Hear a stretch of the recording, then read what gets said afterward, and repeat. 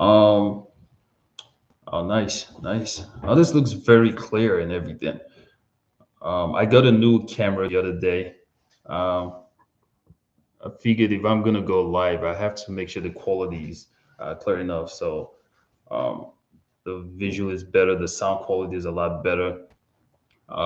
Just got off work. Today was very productive. It was busy, right? The good type of busy, where so much things is happening at the time. You're just knocking things out, getting the things done, classes, everything, things that needed to be handled, got handled, things that needed following up was addressed. So productive day. In Boston around this time, the traffic starts to build up. So if you're gonna go home, you got to get on it and make it home. Um, but I was able to make it home in good time.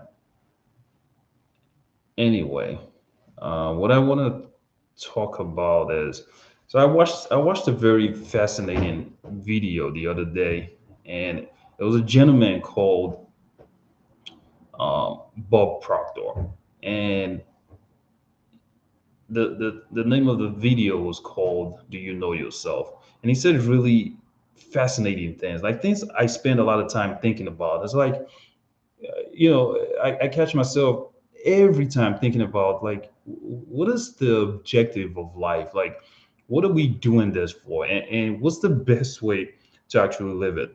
And the only answer I've been able to come come across, the only answer I've been able to find, and if you know a better answer, you're gonna have to tell me. But the only answer I've been able to come across is the objective of life is to live a free life, to be free, to have the freedom to spend your time the way you want to, spend time with your loved ones, spend time with people that matter to you. Like just having that free will where you have to, where you can travel when you want to, you can be there for whoever it is that you want to, and not having to be at a place or having to do things that are not even suited for you.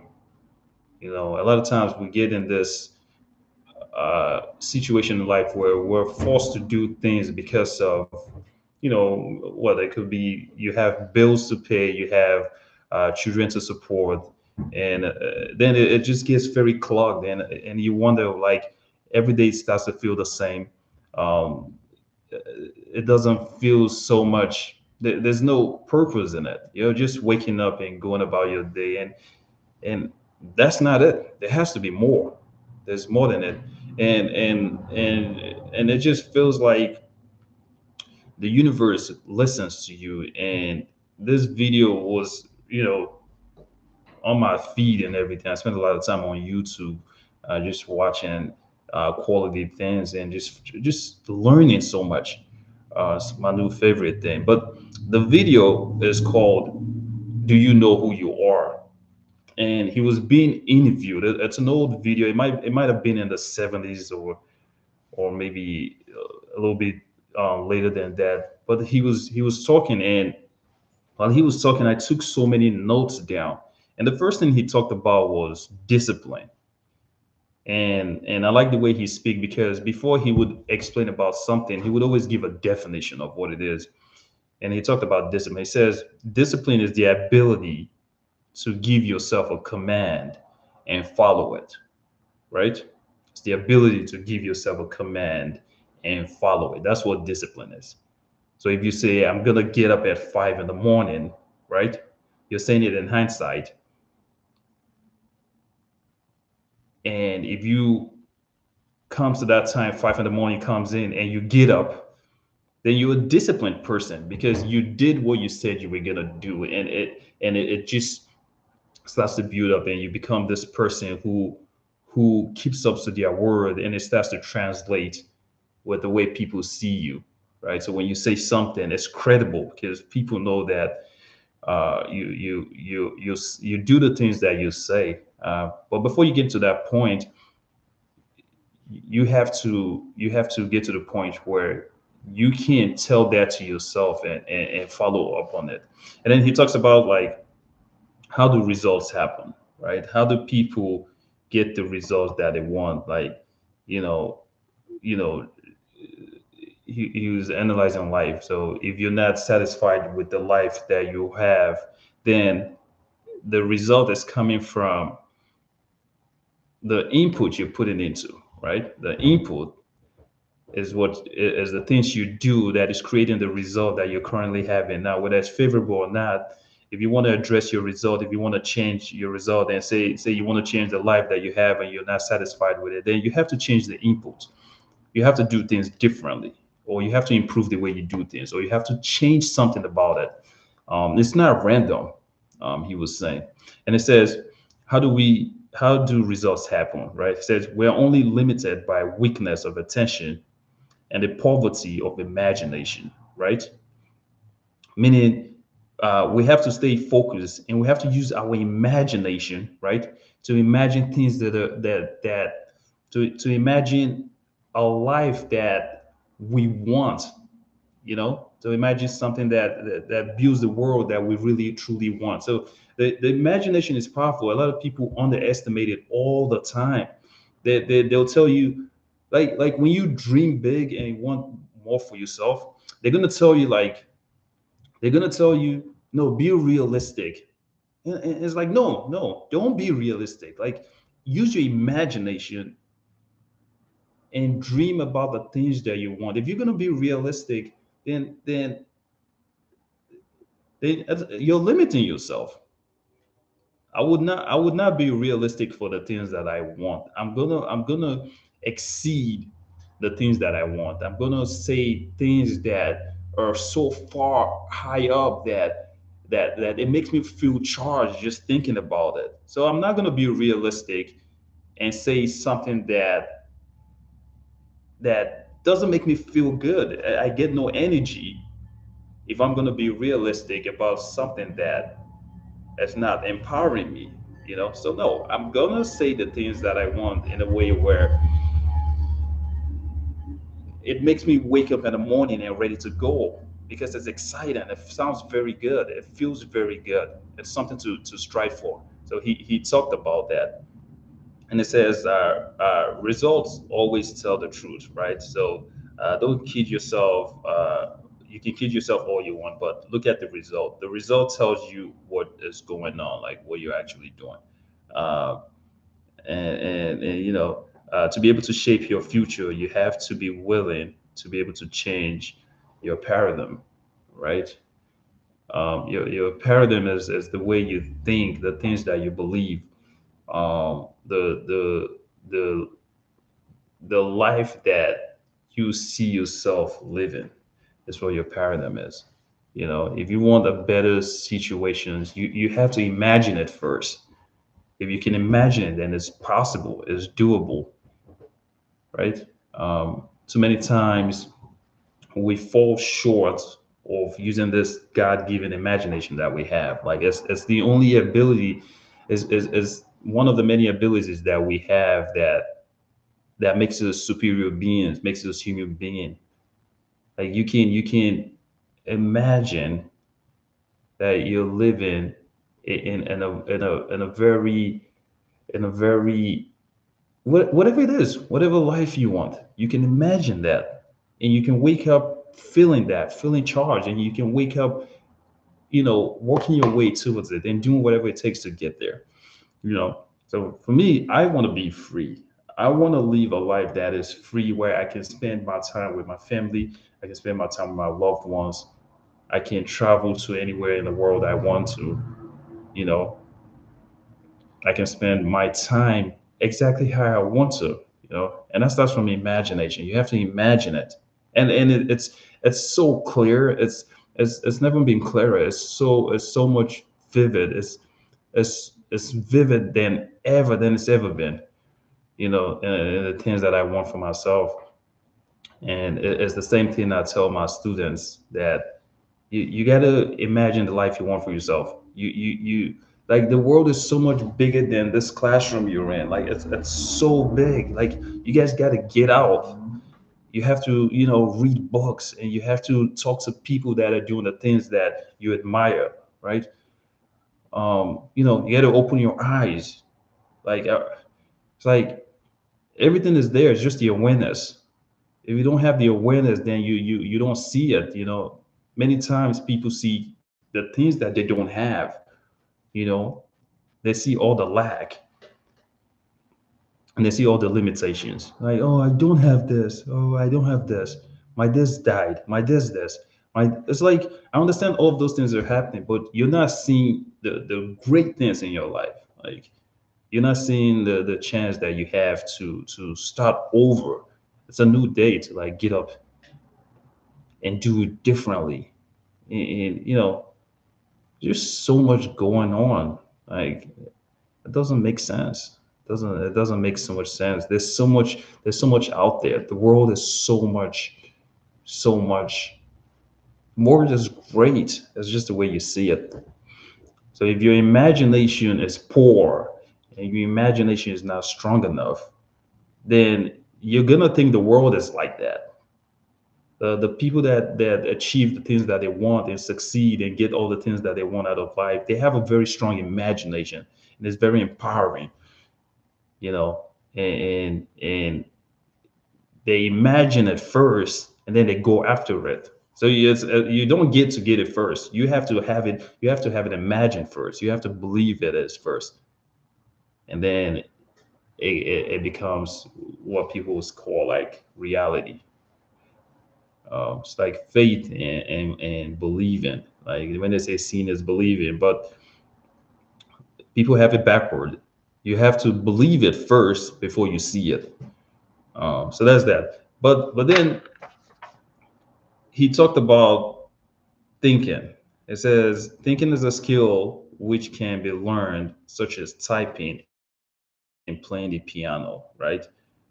If schools offers classes that has to do with thinking and reasoning, and students will perform a lot better. Like they would like just things like common sense, you know, they would do so much way better than they're currently doing, right? Effective thinking is with the conscious mind. It's where our intellect resides. It's what gives us the ability to be creative, right? We're created in God's image. So that's where our thinking, our creative faculty comes in. It's the conscious mind. It's the mind that we use to imagine things, to think about things, to think about possibilities, to think about prosperity, to think about good practices, good habits, the things that are going to be uplifting for us. We can use our imagination to imagine that, and then let the subconscious mind do what it does. But it comes from our conscious mind first, and then it goes to the subconscious. The conscious mind is kind of like the manual mind, right? Is we determine what we think. If you think negatively, then the world feels negative to you. If you think lack, the world feels less to you. But if you think that the world is so much bigger and there's so much out there, there's so much wealth and there's so much prosperity, then you start to feel those things around you. You start to see it. And that comes from awareness. I remember writing that down the other day. Like, I think if there's something I would wish to anyone, it would be awareness. Awareness is like very is very powerful, and I feel like to get there, you got to get to a point where you're your best self, like mentally. Like you're mentally sharp, because the sharper, the stronger the mental, the more clarity you get on life, the more you see things, right? You see all the great things about it.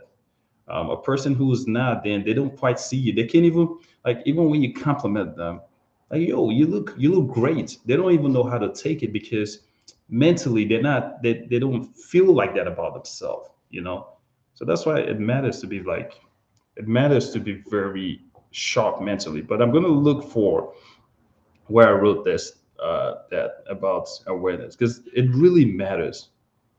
I wake up at night and I have all these thoughts in my head, and I'm like, I'm gonna write them down. I'm gonna write them down because it's exactly how I feel. And every time I write them down, I feel so much empowered. I feel very charged. Like I feel very good about it. And it says you've got to be the best, right? You've got to be your best. And not just the best, but your best self, right? Because the game, right? What game? I'm talking about like life in itself. Life is a game. The game of life is to be aware, and to be fully aware, you have to be your best self. Meaning, you have to take good care of yourself. You have to, exercise. You have to eat good. You have to spend a lot of time, reading quality information. You got to spend your time with quality people, especially when you're idle, like when you're bored and don't have nothing to do. That's the best time to do that. That's the best time. Listen to something empowering. It's a lot of times what we see, especially on social media, is like things that are very distracting, or it be so much stuff going on. It be gossip. It be this things that has nothing to do with you. And then you feed yourself that, you feed your mind that all the time, and you start thinking like that, and you just kind of like lose grasp of the things that actually do matter. Um, uh, there's something to be definitely conscious about. The things you spend your time looking at, listening to. Um, it always sounds very. It always sounds very. It always sounds very. Oh, it's not that deep, but it is deep. It's actually deeper than you think. Like the things you consume, just from looking at it, watching it, just listening to it. Oh man, it definitely impacts who you are. But let me get back to what you were saying. It says our conscious mind is the intellectual faculty of us, right? Like this intellect that makes us human being, and it consists of perception, right? The will that we have, right? We're like we have this fire inside of us, the ability to reason, to think about things. Like, does this make sense? Right? Like, no, I'm not gonna listen. Like, I'm not following that. It's not beneficial to me. It's not favorable to me. It's gonna hurt me. So I can reason. The imagination, right? You can imagine, um, um, you know, memory, intuition. Like, I don't feel so good about this, or I feel great about this. I'm gonna take that chance. I'm gonna bet on myself on that. So all of these abilities we have as them, and a lot of times we don't use them. We don't use them. And I think about things like a lion, for instance. A lion is very aware of its ability. When a lion is on the go, it's fully a lion. It's no less than a lion. Like, a lion is brave, a lion is courageous, a lion is very intelligent, a lion is, just fierce, right? When a lion is attacking, it uses all its strength. But with human beings, we don't even use a fraction of the strengths that we have. If anything, we start downplaying it. We start doubting it. Like, oh, I'm not confident enough, or I have this, or I suffered from this, or it's like you. It's like, I'm not saying we don't go through things, but you can focus on your strengths as opposed to counting the things you think, quote unquote, not good on. Like, focus on your strengths. Like, focus on the things that makes you thick, that makes you charged, that makes you feel good about yourself, that makes you, go, that picks you up. Like, those are the things I focus on. I focus on my strengths. Life is not like, the world is not that uplifting. You have to know for yourself what you're good at, and what you're great at. Like, you have to pick yourself up first, before the world sees it. Like, you have to advocate for yourself. Like, no one is gonna do it for you. A lot of times people are gonna see it in you, but they're not gonna say it. Like, they're just gonna look at you. A few people are gonna tell you, like, yeah, there's something about you, like I love the way you did this. I love the way you speak, or I love the way, the way you recall. I love, I love the way you took initiative. Like, you really get compliments. A lot of times what you get is either nothing is being said, or you get things like, oh, you're not good at this, or you suck at this, or you're weak at this. Like, it's just how the world is. Don't get emotional about it, but it's your due diligence to know the things that makes you who you are, and makes you great, and makes you the things that gives you an advantage. Like, use all your advantages. If you're somebody that that has physical strength, then use it to your advantage. If you're somebody that is very intelligent, use it to your advantage. If you're somebody that is good at making friends, use it to your advantage. If you're somebody that is great at writing, use it to your advantage. If you're somebody that is good at learning a new skill, use it to your advantage. Like, you got to look at all the strengths that you have, and then use all of them, combine all of them, and make progress. Like, use all your resources. But let me get back to what he's saying, because now I'm getting so much into this, into just because when you work at a community, and you can see all of these things. That's what makes a great teacher. A great teacher is uplifting. A great teacher can recognize the things in somebody that they don't see in themselves. So you gotta say the right things. You gotta use your this gift that we have to be able to, like, speak, and we're gonna use that to uplift somebody else. It's very intentional. That's why I don't understand when people don't watch the things they say. It's like it's very intentional. Like, words are powerful. Someone can not feel good or not feeling well, and you can say something to them that lifts them up, and now they start to feel better about themselves. Like, it's a gift, you know um so it's a gift. There's no other way to slice it. It's a gift. Words are powerful, and I don't underestimate it. um and then okay, so let me go back to what he said. So he talked about the conscious mind.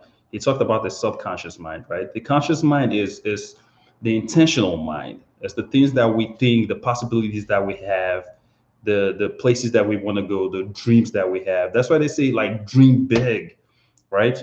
And then your subconscious mind takes whatever your conscious mind thinks, and then processes it. And it starts becoming a part of you.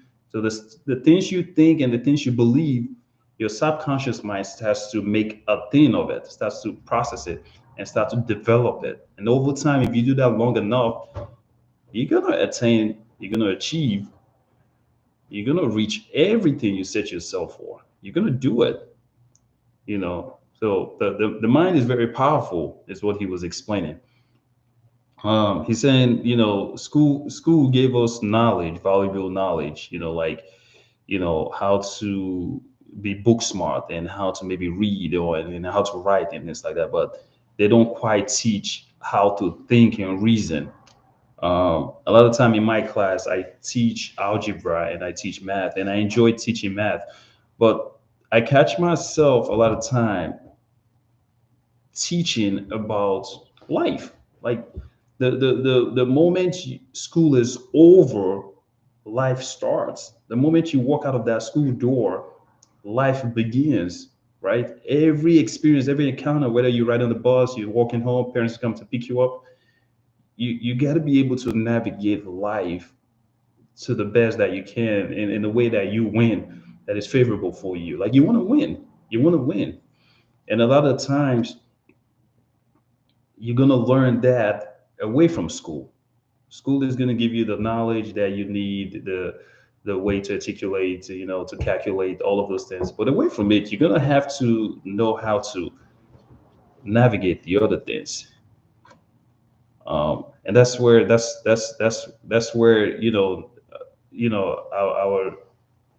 our just being a human being, just being aware of our strengths and who we are and our abilities.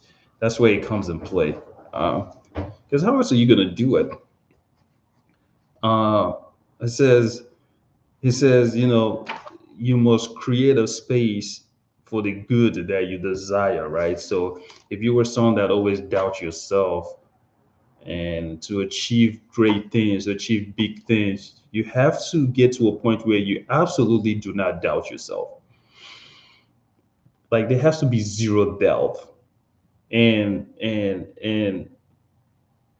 the great thing is it's like a muscle.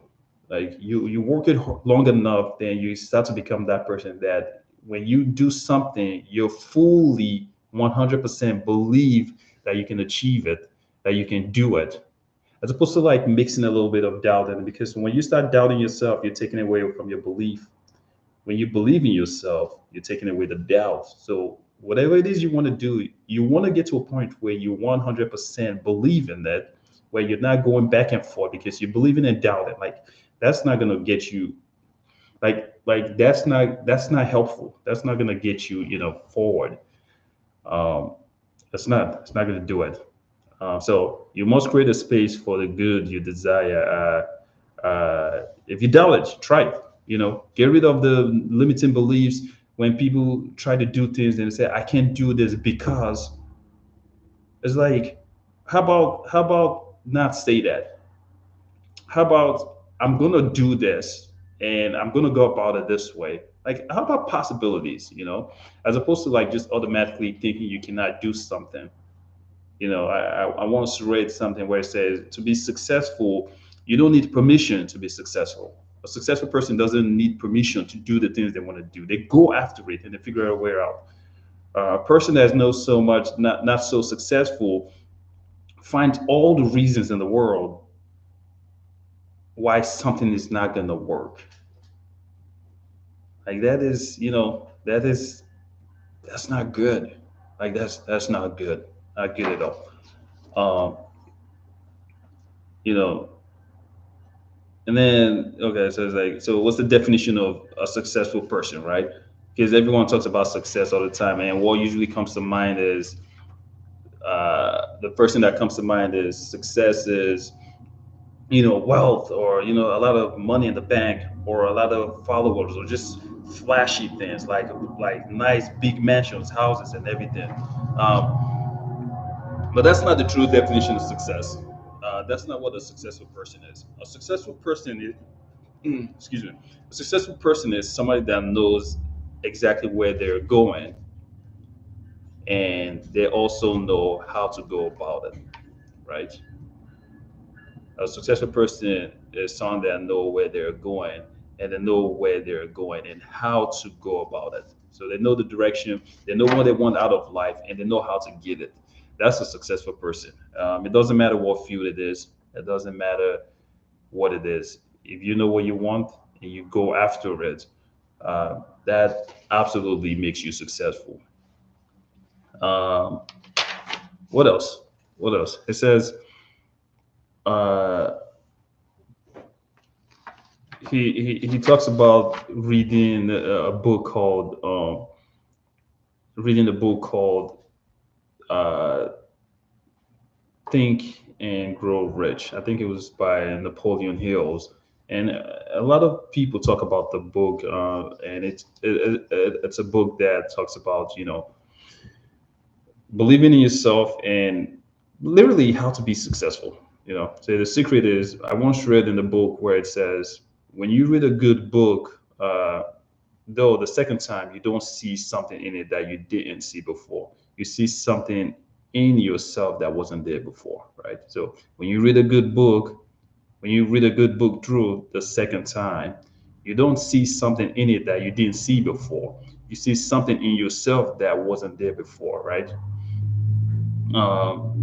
Create great awareness.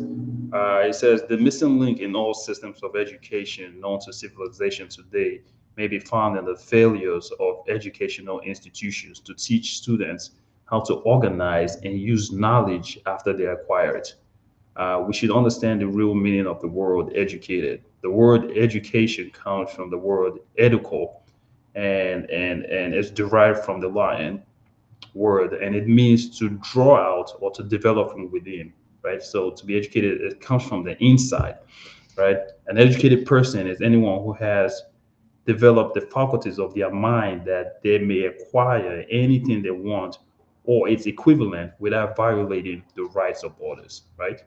So an educated person is anyone who has developed their mind in a way where they're able to acquire anything that they want without violating the rights of anybody else, right? Um, just really deep kind of thinking is what it is. Like just very deep thinking things where you start to realize like who are you? Like who am I and what am I doing in this world? Am I just waking up and floating around or do I have a plan? You know, so those are questions we should ask. Like who am I and what am I doing? How do I get to this point where I'm in control of what I'm doing, even if I'm not where I need to be right now, but I'm in control. I'm navigating my next path. I lead. I take control. As opposed to like just leaving it up to by default. It's like then you're just all over the place. You don't know where you're going, and even if you find where you're going, you're not able to identify because you don't even know where you're going in the first place. You know, like it's like flying the best airplane, the best jet in the world, and have no destination. At some point, you're gonna run out of gas. You know. Um, he said we have phenomenal powers, right? He suggested that kids in school should be taught to like their first day of school. They should just sit down, give them a blank report card, and have them visualize the grades that they want and write how they're going to go about it. Like this should be the first day of school. Like sit down quietly, give them a blank report card, and have them visualize uh, the grade that they want for the year, and write about how they're going to get it. They should just concentrate to do it, and that it's going to make a difference in their school year. They're going to be more focused, they're going to be more successful because they're thinking about it. A lot of times they're not thinking, they're just they're just moving, just all over the place, not really thinking. Not too many of them is aware of what's going on. And it's my job as a teacher, as an adult around them to like yo, you gotta you gotta you gotta wake up. There's no other way to say it. You have to wake up and realize who you are and what you're capable of, and the skills that you have already, and the abilities that you have, and the ones that you're gonna need to develop to figure out where you're going. Like you have to start thinking about that. You know, they get to a point that then they start saying things like, "I don't like school, this and that." And I'm like, "All right, cool. You don't like school, but if you don't like school, well, you got to start thinking about what you want to do and who you want to be. You want to be the man of the house. You want to be, the woman that lives the life of a dream and it gets all the things you want. You have to know who you want to be first, and then once school is done, right? You spend all of your time becoming this person that you want to be. Because when you grow up, you're gonna have to do something. Actually, adults, everybody has to do something. So now, do you want to do the things that you choose for yourself, or do you want to do the things that somebody else is going to choose for you by default? And that happens if you don't have a plan, if you don't spend your teenage years figuring out what are you really good at and who do you want to become. You know, so it's life is serious. Life is a serious thing. I'm not saying don't be funny, don't laugh, and don't have fun, but in the back of your mind, understand that life is a serious thing and you're getting older, and you got to get to a point where you start to decide what you want out of life and not just taking anything from it. So uh, you know it's like the quote from Van Gogh, the painter, the artist. He said he would dream about his painting first and then paint his dreams, right? So he would imagine the painting he want and just how beautiful it is, and just how the details on it, like every little details on it, just how amazing it would look. And then he would wake up and actually paint those dreams of his, right? So it lets you know that you have to imagine the life you want first, and then you go for it. If you don't imagine it, then there's nothing to go for. You're just gonna take what the default is. And the default is never the best choice. The default is not even average. The default is usually just the bottom, meaning you're just it's kind of like it's kind of like if if there are quality things out here, everybody's gonna pick the quality stuff. The default is what's left at the bottom, and there's nothing else. So you got to decide that.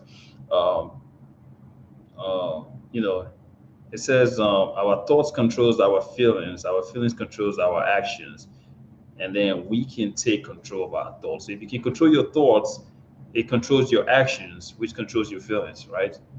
So the things we think controls our feelings.